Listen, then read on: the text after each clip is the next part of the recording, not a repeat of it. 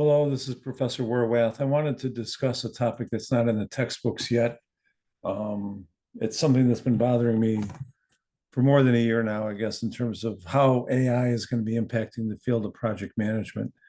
Um, it's not something that you see written up too often. There was a recent Forbes article on this very topic, some of which the content is included here in this deck, but also some of this deck was also generated by ChatGPT. So it's a blend of my thoughts, ChatGPT's thoughts, and the Forbes article from April 24th. So let's move forward.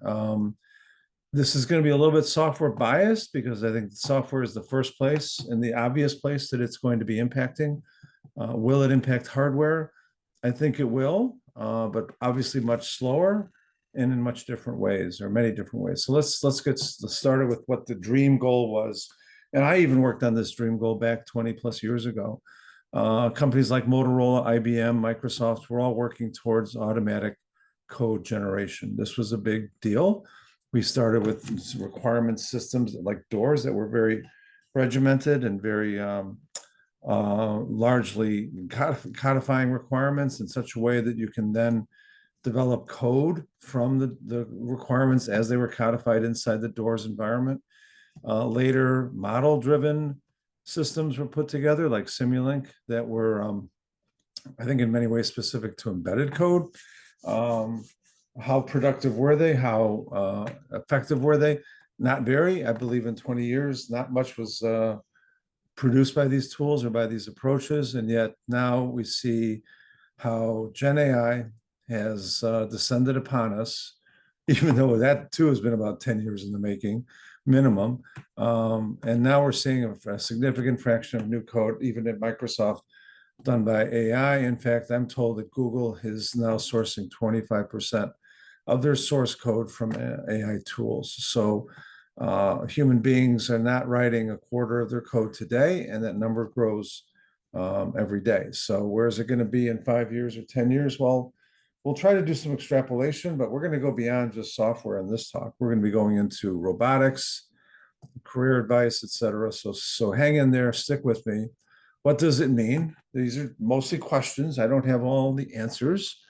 But when code can be automatically generated in a fraction of the normal time with high quality and high reliability, when code can similarly be tested automatically, probably and hopefully by different systems, so one can check and balance the other, when requirements can also be generated automatically by Gen AI tools, when project plans and resource plans can also be generated automatically, right? When cycle times and dev costs are dramatically reduced. So what now takes maybe 10, 12, 15 months can be done in a month.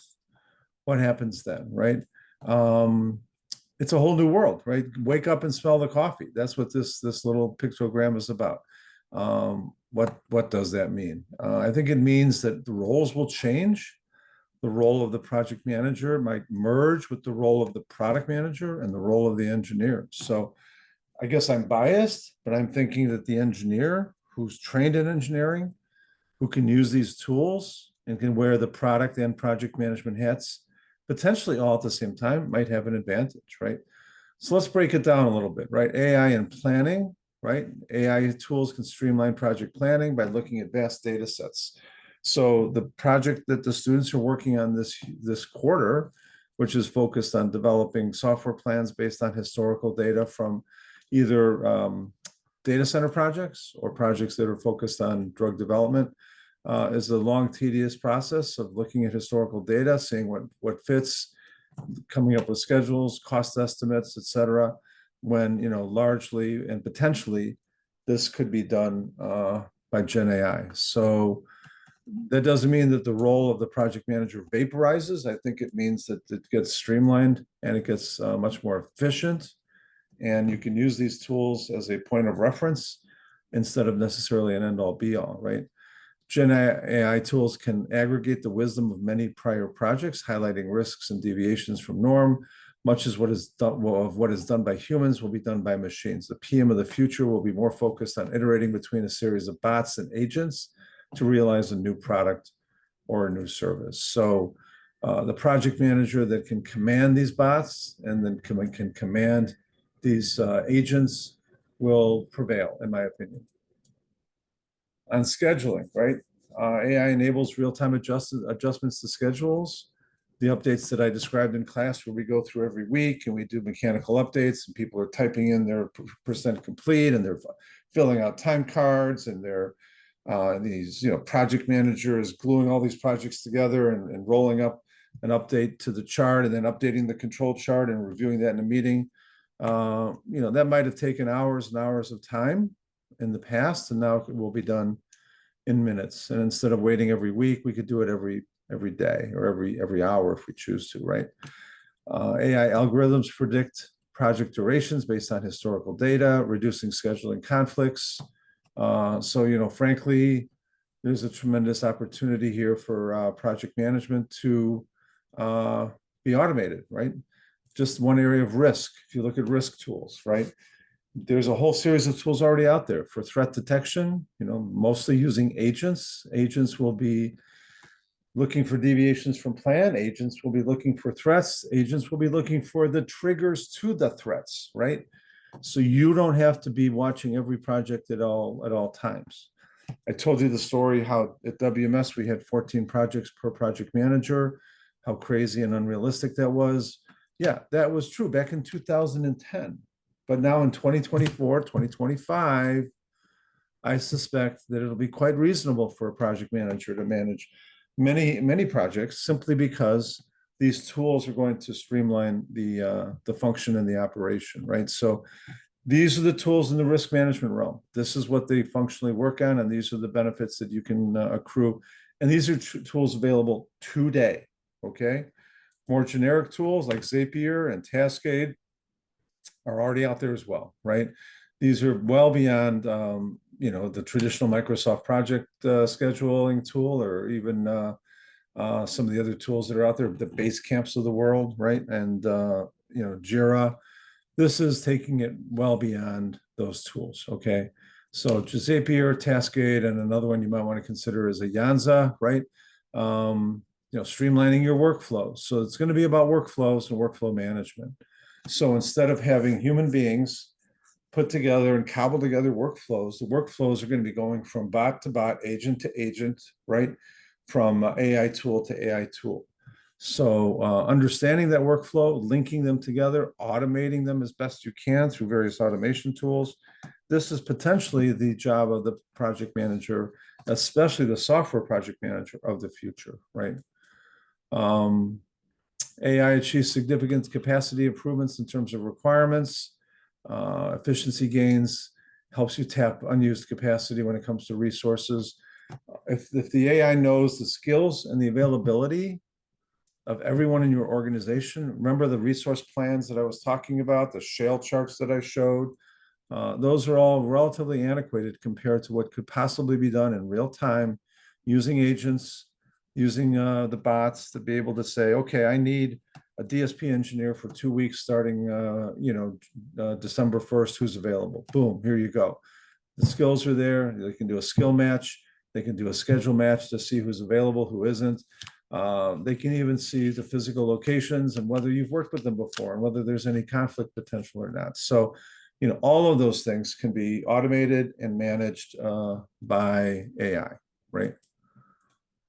Is this the future of tech, right? So here's Facebook and here's Twitter, right? So the Facebook or Meta headcount is shown in blue, 75, or is it close to 76,000 people as of 2022, and 3,800 people at Twitter as of 2022, which, by the way, has been dropped to 1,500. Now, how did that happen? Well, we can ask Elon Musk. I'll have some slides on that later. But the question is, what's the thinking now in terms of how does Twitter survive when they're running with 20% of the headcount they used to have? And by the way, I believe personally that this action on the part of Elon Musk with Twitter literally gave license to every high-tech company to do similar cutbacks. And we're seeing similar, if not of the same scale, at least of the same type, significant double-digit cutbacks across all the high-tech industries. It's been going on since 2022. No news there, right?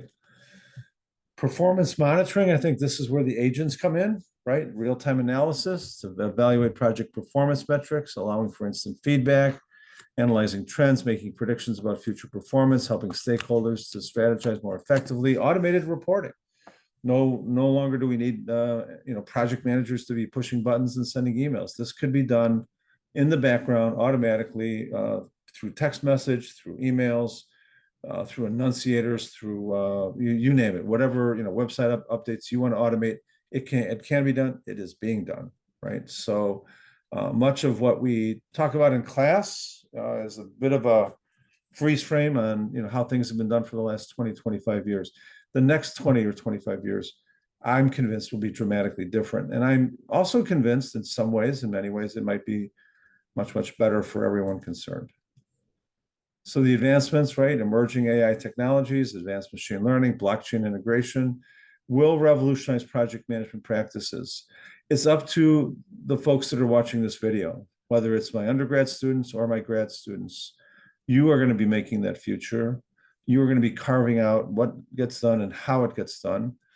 I carved out the future 20 or 25 years ago in terms of the processes and tools and technologies that were available and were functioning at the time. It's your job to adapt that methodology, that framework, that thinking to the new technology space that you're stepping into, or that rather is being dumped on you in many ways, right? You're not going to have a choice. In many industries and many companies, these technologies are already there and they're growing very, very quickly, right? This new role of the engineering manager would be responsible for being the human supervisor in the room, prompting and overseeing the automation and the agents and the sensors to make sure projects stay on track with minimal human oversight, okay? So let's start getting into what does the future look like, right? Elon Musk, one man, two different approaches, two different sets of companies. One, of course, is Twitter. He took over 2 years ago. He's reduced the headcount 80%. It's still functioning after ramping down from 8,000 employees to 1,500. Some say there's as low as 1,300 employees. Twitter, of course, is a 100% software company. Revenue, however, has also declined by 50%. Now, is that because of the headcount, or did he cut the headcount in anticipation of the revenue decline? Right. I guess in many ways we'll never know. But in many ways, it's still a functioning entity. Twitter still operates with 80% of its software engineering staff walked out the door, right? On the other hand, Tesla Energy, and SpaceX have only seen at most a 14% headcount decline. And these are largely hardware companies, and they're expecting growth of 20% in revenue next year. So this is a roadmap of Tesla, the car company. This is what people think of, right? The Roadster funded the Model S and the Model X, and those cars funded the Model 3, each time getting closer to better affordability, lower costs, higher volumes, right? And now we see the Cybertruck as a departure from this, but in many ways, it's a platform play that is going to be leveraged, I believe, if there's some sort of Model 2 around the corner. The Model 2, I think, will largely be leveraging Cybertruck architecture, not the frame and not certainly the platform per se, but a lot of the technology architecture will be reused in the Model 2, which will also become the Cybercab, right? That's the product from Tesla's perspective, from Tesla's automotive perspective, right? And that's been the last 10 to 12 to maybe 14 years, okay? That's great. But from a bigger picture perspective, Tesla's also in the energy business. So as we're seeing a plateauing of the EV sales, we're seeing the energy business, the battery business, the Powerwall business explode. I mean, literally, not necessarily on a B2C basis, but more on a B2B basis. He's selling for every major battery sale to a utility, even a single Powerwall equivalent to the utility business is the equivalent to selling hundreds of cars. So he can literally keep the place running and expanding and growing. What's next? What's next? We all know what's next. It's robots, right? Tony Seba is predicting, and Tony I respect, because for the last 14 years he has predicted successfully, right? Clean tech growth rates, battery costs, EV costs, solar panel costs, and his curves have been followed almost to the month, right? So he's usually very accurate. And he's now predicting humanoid robots will take over the employment landscape. Why is that? If a robot's operating cost per hour in 2025, next year, is $10 per hour, right? He's predicting $1 per hour in 2035 and 10 cents per hour in 2045. We're already seeing humanoid robots in fast food places. We're seeing humanoid robots and other types of robots in service industries.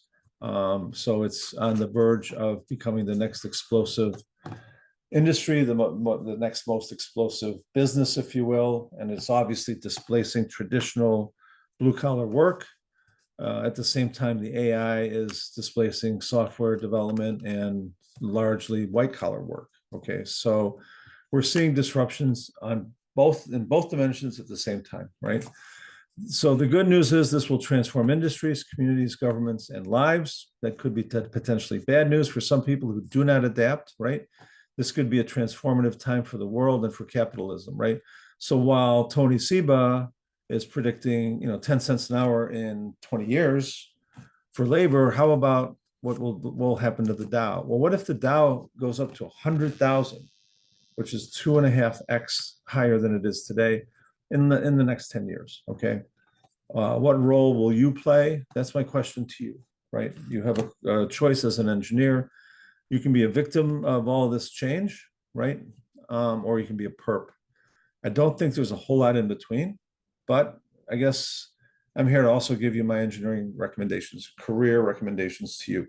What would I do if I was in your shoes, 30 years younger and facing an entire transformative world, which, by the way, I faced as well. I mean, I faced the telecom revolution, the computing industry revolution, the software industry revolution. I was there for cloud. I was there for all of these changes that were transformative. Literally, I mean, my career started with paging, and we went from paging to cellular to digital cellular to smartphones in a matter of 15 to 20 years. That's breakneck speed. Computing was growing in terms of scale, capacity, and cost effectiveness, something like 48% year over year. So that was compounding over 20 years. I mean, it's just amazing changes that I witnessed and that I had to adapt to as well. So this is nothing new, right? You can imagine being in the horse and buggy business in 1890 and then realizing by 1910 that there is no horse and buggy business. It's done, right? So what are my recommendations to you? Stay flexible. Broad skills may win out over highly specialized ones. I would focus on B2B rather than B2C. The consumer is by definition a commoditized business. Commoditized businesses generally have very little margin to play with and very little affordability for engineering. Those who took the project management class know the Shanzai case. So Shanzai is about commoditization and the shift towards derivatives. That's what could happen to a lot of industries. So be very careful what industry you pick.